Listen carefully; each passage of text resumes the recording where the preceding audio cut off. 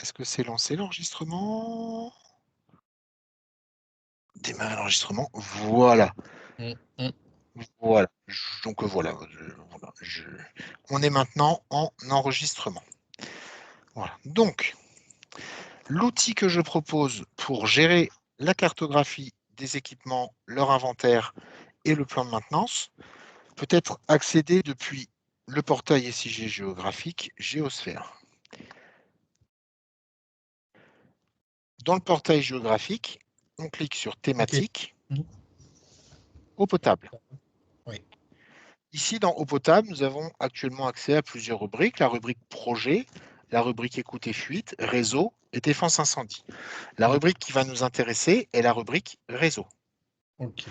Dans la rubrique réseau, on peut accéder à une carte mobile pour utiliser sur son smartphone la cartographie du réseau d'eau potable, avoir les chiffres clés pour l'avancement sur la loi anti-endommagement, avoir accès au réseau exploité. Mais ce qui nous intéresse ici, c'est d'accéder au suivi des équipements. Ok. Je clique sur consulter. Voilà. Bien évidemment, ici, je m'étais authentifié. Mais si je n'étais pas authentifié, il m'aurait été demandé, quand je clique sur suivi des équipements, de m'authentifier en renseignant pour vous le courriel adr@task.fr suivi du mot de passe Windows. Ok. Moi, je rentre des identifiants spécifiques. Voilà. Voilà. Donc, nous voilà arrivés sur le tableau de bord, permettant de faire à la fois la mise à jour des éléments existants, mais aussi d'ajouter de nouveaux éléments si nécessaire. Alors, comment est fait ce tableau de bord-là? À gauche, ici, en cliquant sur la petite flèche, vous avez accès à un outil qui va vous permettre, à terme, de faire des filtres par type d'équipement, etc., etc. Je dézoome la carte pour avoir accès à l'intégralité des équipements qui ont été inventoriés. On les voit apparaître et on voit que ma liste, de manière dynamique, se modifie. Ce qui veut dire que pour faciliter votre travail, vous cliquez sur une commune, par exemple, on va dire Gauchy. Là, automatiquement, va se mettre à jour pour la commune de Gauchy la liste des équipements affichés dans la carte courante. C'est important, pour que vous ayez peur en vous disant tiens, j'ai aucun équipement, alors que dans les faits, vous êtes dans un secteur ici de l'inventaire où il n'existe aucun équipement. Si je vais rue de Rimont, il me semble que c'est Fusillé Notre-Dame. Oui, avenue des Fusillés, vrai.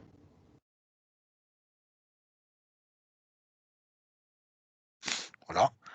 Rue des Fusillés de Notre-Dame. Si je me rends sur rue des Fusillés de Notre-Dame, voilà, au bout de la rue qui est assez grande, voilà. Ici, je retrouve mes deux équipements du réservoir Rimont correctement référencés. D'accord? Alors, ça, c'est le tableau de bord. Donc, dans l'esprit général, des filtres que vous pourrez utiliser une fois l'inventaire réalisé, des indicateurs d'avancement pour se donner du courage, un indicateur listant le nombre d'équipements actuellement affichés dans la vue, j'insiste bien, actuellement affichés dans la vue. Si je me mets à l'échelle complète de la collectivité, on a 3 équipements qui sont référencés.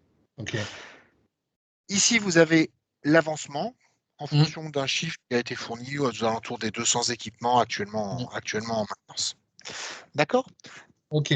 Je dépunaise le petit volet latéral pour gagner plus de place. Voilà. Je suis toujours dans ma carte. Alors, si je souhaite ajouter un équipement, pour ajouter un équipement, je vais d'abord localiser mon ouvrage. Ici, on va faire un exemple, je sais pas, on va faire un exemple, voilà, je sais pas, rue de Chauny, voilà, on va faire, voilà, en bout de la ZAC, rue de Chauny. Voilà, je dis sur cet ouvrage de type groupe compteur abonné, je veux ajouter un équipement. Je clique dessus. D'accord. Là, qu'est-ce qu'il me propose? Soit de travailler avec l'application Survey 123, que je conseille d'ailleurs, soit d'ouvrir dans un navigateur. Pour cette démonstration, on va utiliser l'application de terrain. Si elle n'est pas installée, il demande à ce qu'on la télécharge et qu'on l'installe. Je clique sur l'application de terrain. Il me dit est-ce que je veux l'ouvrir? Je lui dis oui. Voilà, c'est parti. Il me crée une nouvelle fiche équipement. Au passage, je note qu'il a repris automatiquement le numéro du compteur abonné. On se rappelle, il était ici, groupe compteur abonné, 66, compteur abonné. Là, il me l'a repris automatiquement dans le formulaire. Il m'a repris automatiquement aussi la position de l'équipement qui est située au niveau du groupe compteur abonné en l'occurrence. Je peux lui donner un nom. Donc là, l'outil est un bête formulaire. Hein. Test. Oui, test. Okay. Alors, comme on l'a vu ensemble... On peut mettre des slash et des points et tout ce qu'on veut, alors. Hein. Oui, caractère ouvert pour les champs de texte libre. Tout à fait. Voilà. On note qu'il y a un identifiant unique qui a été généré. Cet identifiant unique est ensuite repris ici dans le volet QR code de l'équipement, ce qui permet, si on est sur le terrain ou si on a son smartphone, directement de QR coder le bon équipement. Alors, il va m'être demandé de choisir un type d'équipement. Il est important ici de bien choisir le type puisque ça va pouvoir présider au plan de maintenance. Exactement. Là, ici, je reprends l'exemple du taux de chlore dans l'air, dispositif de mesure. Je le localise au niveau du groupe compteur dans un regard. Je dis que le matériel est en service, mais je peux choisir parmi des cycles de vie qui sont en attente de mise en service, abandonnés sur place ou hors service. On note au passage le comportement. Si je le mets hors service, derrière, j'aurai à renseigner un certain nombre d'éléments particuliers. Là, en l'occurrence, on le met en service. Marque et modèle. Je suis toujours dans le test. J'ai la possibilité d'ajouter jusqu'à 3 photos, soit en prenant une directement depuis le smartphone, soit en cliquant sur ce bouton pour la récupérer sur le PC. Ici, pour les besoins de démonstration, je vais les rechercher sur le PC. Voilà. Voilà, hop, il m'a repris la petite image. Arrive le moment de décrire le mode de gestion. Si je choisis interne, je n'aurai aucune information à renseigner. Si je choisis mixte ou externe, j'aurai les informations suivantes à renseigner. Le nom de l'intervenant.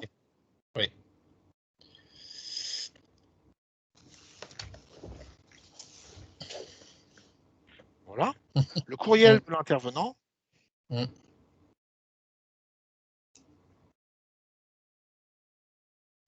Volontairement, je fais une petite erreur puisque en fait, quand on fait des erreurs dans le courriel, ils vont ensuite être renvoyés, voilà, automatiquement de l'envoi. Allez, on corrige pour que ça ne pose pas de problème.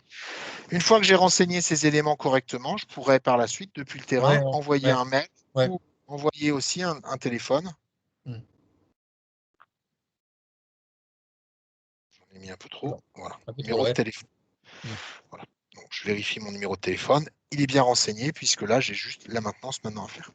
Alors, un bouton où on nous demande juste s'il y a des enjeux réglementaires ou pas. Là, je vais mettre non.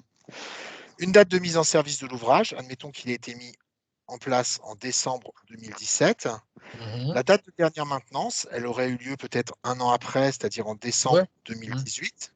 On voit que l'outil, automatiquement, voilà, tire parti de la catégorie de l'ouvrage, ici que j'ai renseigné plus haut, le type de l'ouvrage, mesure par chlore, automatiquement vient nous rajouter 2 ans pour la prochaine maintenance.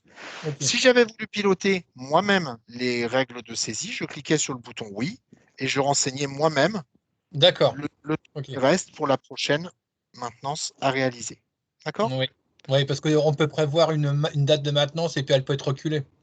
Tout à fait, tout à fait. C'est le but du jeu, c'est d'avoir le choix. Soit vous êtes sur le cycle standard de maintenance, piloté directement par le type d'équipement que vous gérez ou pas.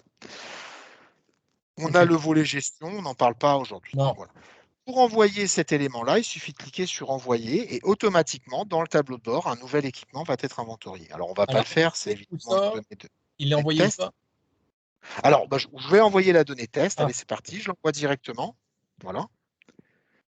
Voilà. Et là, donc, on va arriver à nouveau dans notre tableau de bord. Et puis, sur le groupe compteur abonné, à gauche, là, je rafraîchis mon tableau de bord pour ne pas attendre 30 secondes. Voilà, parce que ça me casse les pieds. Mais là, je vais avoir ici à gauche une nouvelle alerte puisqu'on a vu que la date de maintenance était fixée à 2020. Visiblement, j'ai fait une erreur, c'est-à-dire qu'à gauche, c'était pas ça la maintenance.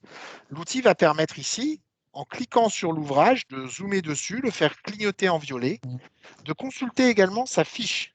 on voit ce que je viens de renseigner, voilà. Testo, modèle, Robert, Albert, Big Building, etc., etc., etc. Une image directement pardon, consultable. Ouais. Ce qui m'intéresse aussi, c'est la date de prochaine maintenance. Voilà, qui est stocké, je... Voilà. Dernière maintenance 2018, voilà. Prochaine maintenance 2020. Voilà. Je la retrouve ici, novembre 2020. Je me suis trompé, j'ai fait une erreur où je souhaite modifier une fiche équipement. Je vais retrouver ma fiche équipement, cliquer sur le bouton modifier. Petit stylo. La fiche du formulaire s'ouvre directement au bureau. Hein. J'ai estimé que c'était plutôt au bureau que se faisait ce type d'éléments-là. Voilà. Alors, qu'est-ce qu'il me fait?